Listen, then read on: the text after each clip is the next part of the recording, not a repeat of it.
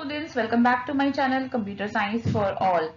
So today we are going to revise again जो हमने concepts कुछ cover किए थे अपने last video में, basics of relational database, and then we are going to cover the basic of SQL, what is SQL and what are the different data types that we use in SQL, right? So let us get started. सबसे पहले हमने last video में भी discuss किया था about the data, information, field and record. तो सबसे पहली चीज डेटा क्या होता है, what is data. So as I have already discuss in the last video that data is the raw facts and figures which are useful to organisation but we can not take decision on the basis of data. यानी कि जो data होता है वो raw facts होता है. जैसे मैंने अपने आप को लास्ट वीडियो में एग्जांपल भी दिया था कि फॉर एग्जांपल मेरे पास एक कॉन्टैक्ट नंबर है लेकिन मेरे पास उसकी कोई इंफॉर्मेशन नहीं है कि वो कॉन्टैक्ट नंबर किसका है. It is just a number, so it is a raw data. Until and unless I do not know कि वो किसी को बिलोंग करता है, वो मेरे लिए कोई इंफॉर्मेशन नहीं है. It is just a number, right. So information means when we process the data, जब हम डेटा को प्रोसेस करते हैं उसका कुछ आउटपुट आता है, वो होती है हमारी information, right. Next we have covered the field and record. Now field क्या होता है? Field is a set of characters that represent specific data element. जैसे कि हमारे पास कॉलम्स, एक तरीके से हम कॉलम को ही फील्ड बोलते हैं. कॉलम जैसे एक हमारे पास एक कॉलम है, एक फील्ड है जिसमें हमने रोल नंबर स्टोर किए, तो वो फील्ड हमेशा रोल नंबर ही स्टोर करेगी, एक स्पेसिफिक डेटा को रिप्रेजेंट करती है और it is a set of characters that represent the specific data. जैसे कि roll number is a field. Now when we combine multiple field, जब बहुत सारी फील्ड्स को हम कंबाइन करते हैं तो वो एक रिकॉर्ड बनता है. जैसे एक बच्चे का रिकॉर्ड है जिसमें कि अलग अलग फील्ड्स है, रोल नंबर है, नेम है, right. So fields and records are basically columns and rows. Record is row and column is your field. Now next we discuss about the database. कि database क्या होता है? database क्या होता है? database is a collection of logically related data along with its description termed as database. यानी कि जब हम बहुत सारे डेटा को कलेक्ट करते हैं and that data is related, that like for example I am creating a student table, तो student table के अंदर सिर्फ स्टूडेंट से रिलेटेड डेटा होगा. सो रिलेटेड डेटा को जब हम एक जगह पे कलेक्ट करते हैं that is known as a database. Next we have tuple and attribute. अब जो टपल होता है, जैसे अब रो है, रो को आप रिकॉर्ड भी बोलते हो और रो को हम टपल्स भी बोलते हैं. A row is also called a tuple. Similarly column को हम एट्रीब्यूट भी बोलते हैं और फील्ड भी बोलते हैं, right. And now very important term जिसके बेसिस पे आपके बोर्ड के एग्जाम में क्वेश्चन भी आता है, that is degree and cardinality. Now what is degree and what is cardinality? Degree is number of attributes, यानी कि number of columns. एक टेबल के अंदर कितने columns हैं, that is the degree of the relation. And cardinality means what? Cardinality means number of rows, कि एक relation के अंदर कितने rows हैं वो होती है उसकी cardinality. And कितने fields हैं, number of columns, that is the degree of the relation or degree of a particular table.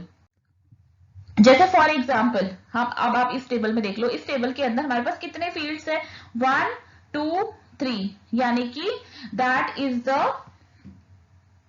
Degree of the table. Degree 3 है और यहाँ पे तो कार्डिनलिटी भी 3 है. कार्डिनलिटी क्यों 3 है? क्योंकि हमारे पास रोज यानी कि कॉलम्स एट्रीब्यूट्स होते हैं और टपल्स रोज होते हैं, तो रोज भी 3 है और हमारे पास कॉलम्स भी 3 है. So both total number of column is called the degree and total number of rose is called the cardinality. यानी कि यहाँ पे 3 कार्डिनलिटी हो गई और डिग्री भी हमारे पास क्या हो गई, 3. सो बच्चे एक बोर्ड एग्जाम में क्वेश्चन जरूर आता है, कोई टेबल आ जाता है या तो हमारे पास पहले आ जाता है कि डिग्री और कार्डिनलिटी की डेफिनेशन बताओ with the help of example. Sometimes they give the table, ऐसे एक टेबल बना हुआ जाएगा और आपको बोलेंगे इसकी डिग्री और इसकी कार्डिनलिटी बताओ. So you have to tell the answer accordingly. So this is a very important concept जो आपको याद रखना है. अब कैसे याद रखोगे? हमेशा याद रखना C for column and C for cardinality will never be together, यानी कि column cardinality नहीं होता, row is cardinality and column is degree. Next हमने डिस्कस किया था प्राइमरी की, फॉरेन की, कैंडिडेट की एंड ऑल्टरनेट की. नाउ प्राइमरी की क्या होती है? सबसे पहले हमने कैंडिडेट की बेसिकली डिस्कस किया था, यानी कि एक रिलेशन के अंदर वो सारे एट्रीब्यूट जो यूनिक होते हैं और जिनको हम प्राइमरी की बना सकते हैं, वो होते हैं हमारे कैंडिडेट की। प्राइमरी की क्या होती है? प्राइमरी की इज अ की that uniquely identifies a record, यानी कि एक ऐसा एट्रीब्यूट जो हमेशा यूनिक रहता है और it is never duplicate and never null. यानी कि हम प्राइमरी की अगर किसी एट्रीब्यूट को बनाते हैं, पहली बात तो हमेशा उसमें हर एक वैल्यू, हर रो की वैल्यू यूनिक होगी, और दूसरी बात वो कभी भी नल हम उसको नहीं छोड़ सकते, यानी कि हम उसको ब्लैंक नहीं छोड़ सकते, right. Every row should be having the value in that particular attribute जिसको हम प्राइमरी की बनाते हैं, राइट। अब एक टेबल में मैंने जैसे बोला कि जितने भी एट्रीब्यूट यूनिक रहते हैं, राइट, उसको हम बोलते हैं कैंडिडेट की, राइट। अब कैंडिडेट की में से एक को तो आपने प्राइमरी की बना दिया, अब वो सारी कीज जो कैंडिडेट की थी बट उसको आपने प्राइमरी की नहीं बनाया, they are known as alternate keys for the relation. यानी कि उनको प्राइमरी की तो बना सकते थे, बट क्योंकि एक टेबल में हमारे पास there is only one primary key, so वो सारी कीज जिनको आपने प्राइमरी की नहीं बनाया, they are known as the alternate keys. और फॉरेन की क्या होती है? फॉर एग्जाम्पल, आप किसी एक टेबल की प्राइमरी की को अगर दूसरे टेबल में as a normal non key attribute use करते हो तो that is known as a foreign key. Next आ जाते हैं, हमारी एक बहुत इंपॉर्टेंट टर्म है डीबीए। जैसे इसकी डेफिनेशन बहुत ही कम एग्जाम में आती है, but still we should know what is DBA. DBA is database administrator, यानी कि पर्सन जो कि रिस्पॉन्सिबल होता है पूरे डेटाबेस की सेटिंग, सिक्योरिटी, सब जो इंश्योर करता है कि proper functioning of the database. एक ऑर्गेनाइजेशन में, बड़े बड़े ऑर्गेनाइजेशन में प्रॉपर पोस्ट होती है डेटाबेस एडमिनिस्ट्रेटर की, whose responsibility is to see that the database is access by only the authorise people, यानी कि सिर्फ ऑथराइज लोग उसको एक्सेस कर रहे हैं, unauthorise people are not accessing the database, right. Next we have the very important thing, that is your structured query language. Again I am saying database and SQL जो है वो आपके बोर्ड एग्जाम में 20 से 22 marks के बीच में आता है, एंड अगर मैं MySQL पाइथन इंटरफेस को भी इंक्लूड कर दूं तो ऑलमोस्ट 24 मार्क्स का आपका रहेगा according to the sample paper, right. Now SQL is a non-procedural language that is used to create, manipulate and process the database. यानी कि SQL क्या है? SQL is non procedural language क्यों बोलते हैं?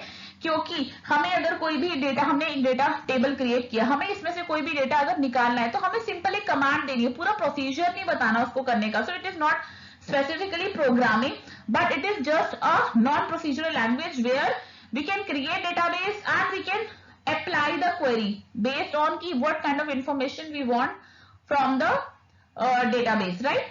सबसे पहले क्या क्या, what are the characteristics? It is easy to learn and use, large volume of database can be handled quite easily, बहुत लार्ज अमाउंट ऑफ डेटाबेस को हम बहुत इजीली मैनेज कर सकते हैं using the SQL। And as I already said कि क्योंकि ये नॉन प्रोसीजरल लैंग्वेज होती है, इसका मतलब क्या हुआ कि हमें एक प्रोसीजर स्पेसिफाई नहीं करना कोई भी टास्क को करने के लिए, बस हमें क्या करना है, कमांड देनी है टू परफॉर्म द एक्टिविटी। जैसे कि हम ऑलरेडी ऐसे कर चुके हैं SQL, आप लोग ऑलरेडी कर चुके होंगे कि SQL में जब भी आपको, फॉर एग्जांपल मुझे अगर उन सारे बच्चों का डेटा चाहिए जिनके मार्क्स 90 से ऊपर आए, तो मैं सिर्फ एक कमांड लिखती हूँ, मैं पूरा प्रोग्राम नहीं लिखती, right. So that is called a non procedural language and it can also be linked with most of high level languages that make it first choice for the database programmers। तो जितने भी database programmers होते हैं mostly they go for SQL because क्योंकि एक तो easy भी होती है और secure भी होती है और large amount of data को ये बहुत easily handle कर सकती है, right। That is why most of the programmers they go for the SQL as a back end of their projects। Next is processing capabilities of SQL। Now very important, again एक बहुत important question paper में आता है, what is DDL and what is DML। DCL और TCL भी हमारे पास होता है, लेकिन जो मोस्ट इंपॉर्टेंट क्वेश्चन जो पेपर में आता है वो होता है हमारा data definition language and data manipulation language. हमेशा क्वेश्चन पेपर में ऐसे क्वेश्चन आ जाता है, what is the difference between DDL and DML, या फिर ये आ जाता है what is DML, give example of any two commands which are in DDL। So सबसे पहले हम बात करते हैं हम DDL की। सो DDL means, DDL is data definition language, यानी कि डेटा डेफिनेशन लैंग्वेज मींस जब हम कोई टेबल क्रिएट कर रहे हैं या फिर कुछ भी व्यू क्रिएट कर रहे हैं या ऑल्टर टेबल कर रहे हैं, ऑल्टर टेबल मींस टेबल के स्ट्रक्चर को चेंज करें। हमेशा याद रखना, अगर डेटा के ऊपर कुछ काम हो रहा है that is data manipulation language. लेकिन डेटा डेफिनेशन मीन्स कि मैं डेटाबेस क्रिएट कर रही हूँ या फिर मैं टेबल क्रिएट कर रही हूँ या व्यू क्रिएट कर रही हूँ. So that is a data definition language, जहां पे मैं टेबल को एक स्ट्रक्चर क्रिएट कर रही हूँ बट मैं डेटा नहीं डाल रही, डेटा मैनिपुलेट नहीं कर रही हूँ. डेटा मैनिपुलेशन मीन्स जब मैं डेटा अपडेट करती हूँ या फिर इंसर्ट करती हूँ टेबल में data, that is data manipulation language. DDL means when we are commands, वो वाली कमांड्स जो हम यूज करते हैं टेबल क्रिएट करने के लिए या डेटाबेस या फिर कुछ भी टेबल का स्ट्रक्चर चेंज करने के लिए, that is the DDL commands, right. Next we have the view definition. View definition क्या होती है? Simple. DDL commands contain the set of command to create a view of a relation, right. Now in my PPT I think I miss the DML. So DML होता है आपका data manipulation language, और data manipulation language का example है आपकी update command, आपकी insert command. ये सारी कमांड जो होती हैं ये आपकी किसके अंडर आती हैं? These come under the data manipulation language, right. So यहाँ पे मैं यहाँ पर लिख देती हूँ जो मैंने हमारे पास मिस किया है, DML, राइट. डीएमएल हमारा क्या होता है? DML is the data manipulation language. इसके बाद हाँ, इसके अंदर हमारे पास आ जाती है insert command, right. Then we have the update command. Sorry, I am writing with the mouse pad, so that's why, just ignore the handwriting. So DML के अंदर हमारे पास क्या आता है? इंसर्ट कमांड, अपडेट कमांड, ये सारी हमारी डेटा मैनिपुलेशन लैंग्वेज है, right. Next we have the data control language. Now data control language का मीनिंग क्या हो? Data control language means use for controlling the access to the database. इसका जो बेटा प्रैक्टिकल है वो आपके 12th क्लास के सिलेबस में नहीं है, बट ये आपको पता होना चाहिए कि डीसीएल क्या होता है. डीसीएल मीन्स कि क्या कंट्रोल है डेटाबेस पे, कौन डेटाबेस को एक्सेस कर सकता है और कौन एक्सेस नहीं कर सकता. तो इसके अंदर हमारे पास बहुत इजी दो कमांड्स रहती है जो आपको एग्जांपल में आप लिख सकते हो, that is revoke and grant. Revoke means किसी को अगर आप कोई परमिशन दे रहे हो तो वो ग्रांट होता है, उसके लिए हम ग्रांट कमांड यूज करते हैं. और अगर आप परमिशन नहीं दे रहे, you are taking away the permission और you are taking away the right, जो आपने राइट्स दिए उसको हटा रहे हो, तो उसको हम बोलते हैं रिवोक करना राइट्स को. और अगर आप एक्सेस दे रहे हो तो that means the granting the access. It is simple English, right. Grant and revoke. Grant means access देना एंड रिवोक मीन्स एक्सेस वापस लेना, right. Next we have the transaction control language. ये तो हो गया डेटा कंट्रोल लैंग्वेज की कौन data को एक्सेस कर सकता है, कौन नहीं कर सकता. Next is your transaction control language. Now what is transaction control language? Transaction control commands होते हैं किसी भी ट्रांजैक्शन को परमानेंटली सेव करने के लिए. जैसे कि अगर आपने MySQL और पाइथन कनेक्टिविटी भी किया होगा, वो भी मैं नेक्स्ट वीडियोस में कवर करूंगी. तो वहां पे हम जब भी डेटाबेस के अंदर टेबल के अंदर डेटा डालते हैं तो हम कमिट फंक्शन यूज करते हैं, mydb.commit ऐसे करके हम लिखते हैं, so that what ever data I am inserting in the table वो परमानेंटली वहां पे सेव हो जाए. So commit and rollback means when I want to make the changes in my table permanently, उसके लिए हम commit command यूज कर सकते हैं, rollback यूज कर सकते हैं. अगर मुझे वो जो भी मेरा पुराना स्टेट था, पुराना स्टेटस है, उस पर मुझे वापस लेके आना है सेव पॉइंट पे. So for that we make use of transactions को सेव करने के लिए we are using the transaction control language. और इसके अंदर हमारे पास दो मेन जो हमारे पास कमांड्स होती है, एग्जाम्पल आप लिख सकते हो, commit command and the rollback command, right. तो ये तो हो गई हमारी एसक्यूएल कमांड्स, और यहाँ पे मैंने आपको एग्जांपल भी दे दिया. डीडीएल के अंदर हमारे पास कौन सी क्वेरीज आ जाती, कौन सी एग्जांपल आ जाते हैं. हमेशा बेटा जब भी आपके पेपर में क्वेश्चन आएगा, you always have to write the example also. हमेशा एग्जांपल के साथ में लिखना है. तो डीडीएल के अंदर क्या क्या आ गया हमारे पास? Create, alter, drop, rename, truncate, comment, ये सब हमारे पास क्या आ गई? DDL commands. And then we have the DML command. DML के अंदर क्या क्या हमारे पास? We have select, insert, update, delete, merge, call. अच्छा, ये जो नीचे वाले हैं इसके ऊपर आप ध्यान मत दो क्योंकि आपके सिलेबस में नहीं है. आपके सिलेबस में कैसे? सेलेक्ट, इंसर्ट, अपडेट और delete. These commands are there in your syllabus. DCL के अंदर हमने क्या क्या किया बेटा? Grant and revoke. ऐसे टीसीएल के अंदर कमिट एंड रोलबैक. आप दो चीजें याद कर सकते हो, बाकी सेट, ट्रांजेक्शन और ये सब this is not in your syllabus. So just for the example you can learn at least 2 commands of DCL and TCL. And DDL और डीएमएल की तो आपको सारी कमांड्स पता होनी चाहिए जो आपके सिलेबस में है, जो आपने यूज करी है, right. Now after the DDL DML types of processing capabilities of SQL, coming to the data types of SQL. अब क्या क्या data types हम यूज करते हैं? So there are 6 main data types in your SQL. कौन कौन से data type है? Number, char, varchar, date, long and raw और long raw. Let us start with the first data type, that is the number data type. अब आपका number data type क्या होता है बेटा? number data type क्या होता है? number data type is used to save the number. अब वो number floating point भी हो सकता है और वो number आपका normal भी हो सकता है। तो अब जब भी आप number data type लिखते हो बेटा, तो उसका एक syntax होता है, right? Now what is the syntax? syntax होता है ये आपका number और यहाँ पे हम लिखते हैं n और d. Now what is n and what is d? n means आपके कितने डिजिट्स होंगे, राइट? एंड जो डी होता है वो हमें स्पेसिफाई करता है कि डेसिमल पॉइंट कितने होंगे। जैसे अगर मैंने लिखा 5 और 2, यानी कि 5 डिजिट का नंबर वो ले सकता है और 2 डिजिट का वो डेसिमल पॉइंट ले सकता है, राइट? नाउ एक और हमारा डेटा टाइप होता है जो हम यूज करते हैं नॉर्मली, हम इसमें इंटीजर भी यूज कर सकते हैं। We have one more data type that is called the integer, right? Integer के अंदर ये बेनिफिट होता है, जैसे आपने लिखा रोल नंबर इंटीजर, उसके अंदर आपको साइज स्पेसिफाई नहीं करना, लेकिन अगर आप नंबर डेटा टाइप लेते हो तो नंबर डेटा टाइप में आपको साइज भी स्पेसिफाई करना है कि 3 डिजिट का होगा, 4 डिजिट का होगा।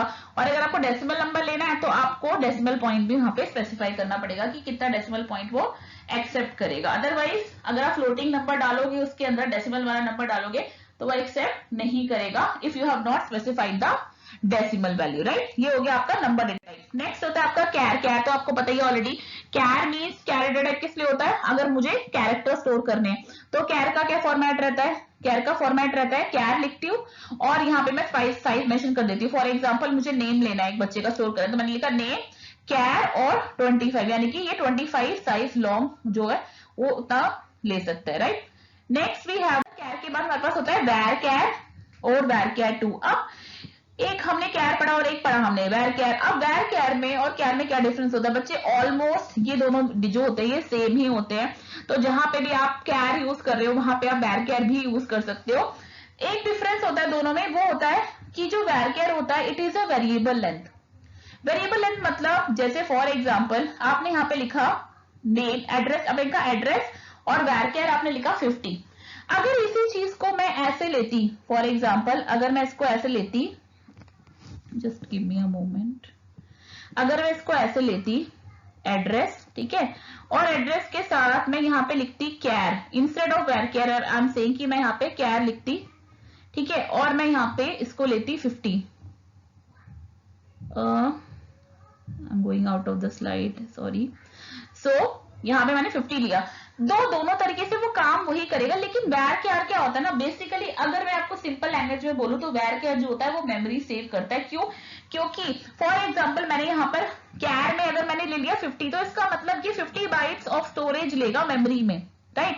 अब भले ही मैं इसके अंदर चाहे 10 कैरेक्टर का एड्रेस सेव करूं या 15 का सेव करूं या 20 का सेव करूं, लेकिन मेमोरी कितनी ऑक्यूपाई करेगा? वो 50 बाइट्स ऑक्यूपाई करेगा। लेकिन वैर कैर का ये बेनिफिट होता है कि if I am taking anything in वैर कैर देन मीन्स वो वैर कैर इज वेरिएबल लेंथ, यानी कि आप जितने कैरेक्टर स्टोर करोगे ना उतना ही वो उसको डेटा लेगा। जैसे मैंने अगर 10 कैरेक्टर स्टोर करे तो वो 10 बाइट्स का स्पेस लेगा, नॉट लाइक कैर। कैर जो होगा वो उतना ही स्पेस ऑक्यूपाई करेगा जितना आप उसको साइज दोगे। अगर आपने 50 लिखा है, डजंट मैटर कि आप उसके अंदर कितना डेटा स्टोर करे, वो 50 बाइट्स ही लेगा। लेकिन जो वैर कैर होता है it will take as many bytes, जितना आप उसमें डेटा डालोगे उतना ही बाइट्स मेमोरी में वो ऑक्यूपाई करेगा। सो this is the benefit of वैर कैर। अदरवाइज कैर और वैर कैर सेम होते हैं, सेम तरीके से डेटा स्टोर करते हैं, राइट?